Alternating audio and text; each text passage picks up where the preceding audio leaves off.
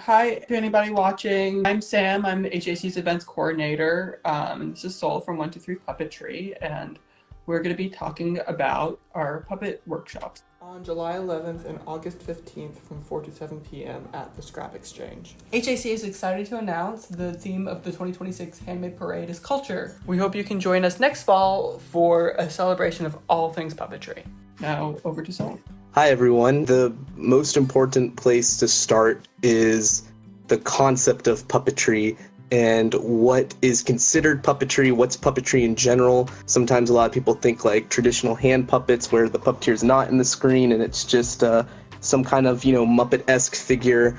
And then other times more local people might think of companies like Paper Hand Puppet Intervention or puppeteers like Jiggetto, or maybe even with my company, 123 Puppetry. I think more of these larger wood and cardboard-based creations showing, I think, how diverse the world of puppetry is important when thinking about what you want to make and create.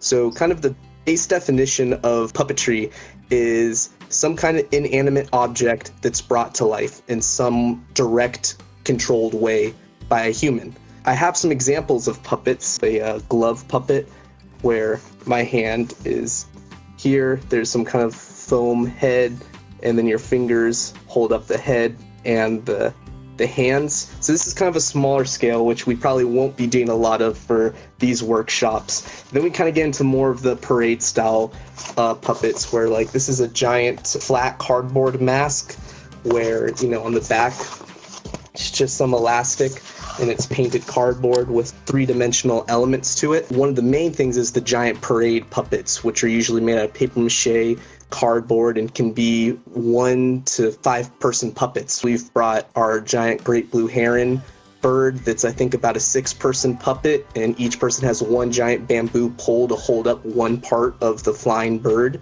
And then other times we've had things like our sun puppet that's a 3-person puppet, 1 person on the head and 1 on each arm. In a parade, the whole goal is for as many people as possible to see it while walking down a street or so.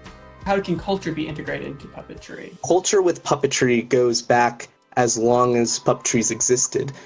Some of the main forms of performance art in puppetry come from certain cultural practices and ceremonies, dances, religious beliefs. A lot of like Mexican masks and puppets, they're indigenous based and they're usually performed for certain ceremonies, rituals, and dances.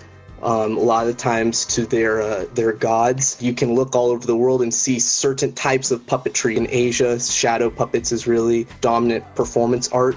The theme of culture for North Carolina, it can go beyond just the personal. It can be as simple as, oh, these types of birds are from North Carolina. That makes up our culture. This kind of, tree, I'm inspired by this. What if I make like a tree goddess with the type of barks and leaves that these types of trees hold? Knowing like the culture around us that makes up this kind of melting pot of art here, especially in Hillsborough.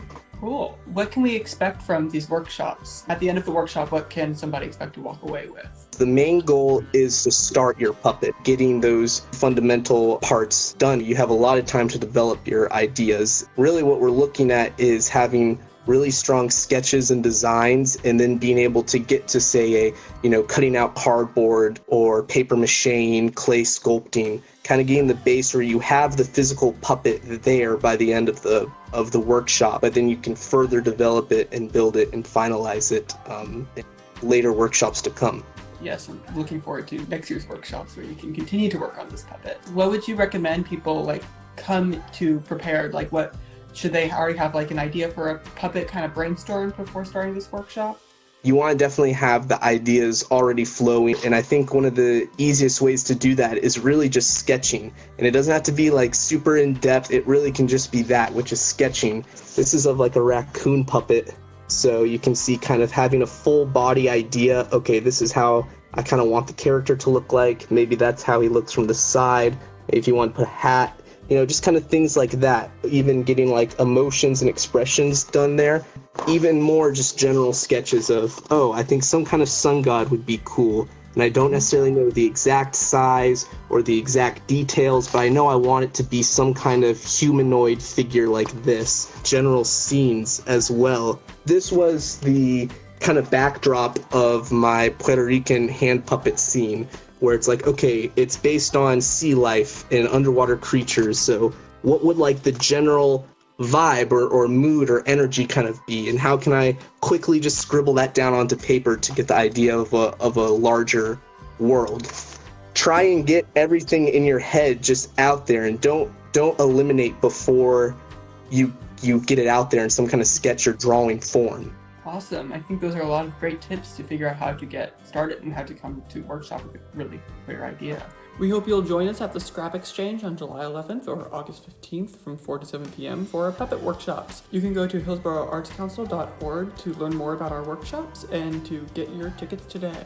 Tickets are $25, and adult-child pairs only require one ticket if they are to collaborate on a puppet. So, do you have any final words? Don't limit the possibilities, explore all the options, and come to the workshops ready to continue developing and creating, and know that puppetry and art in general is never just a completion project. It's always developing and growing further and larger, and the more hands, the merrier with bringing artistic creations to life. If you need any more inspiration too, 123 Puppetry is here on Facebook and Instagram, and we often post a lot of process photos and behind the scenes look at how our performance creations are brought to life. So yeah, just always search around for new inspiration, and if anyone needs any additional help or anything, feel free to reach out. Awesome. Thank you so much. Have a great night, everybody.